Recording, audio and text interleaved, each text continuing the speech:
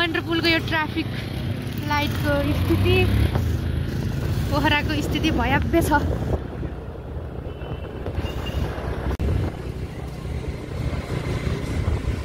हेर्नुस् वडा कार्यालय जति सबै सखा पोखराको सरकारी कार्यालय केही पनि छैन, केही पनि छैन। सरकारी कार्यालयहरू कुनै पनि ठाउँमा पनि छैन।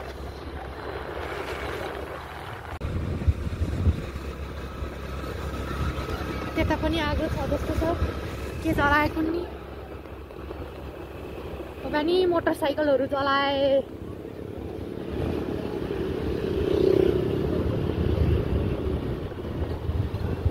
आज नगर बसहरू केही पनि चलेको छैन।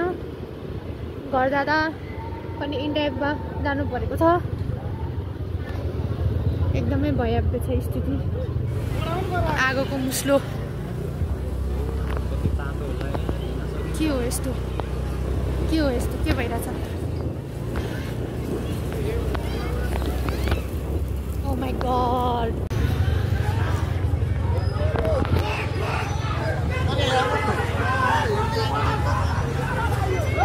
पोखरीहरू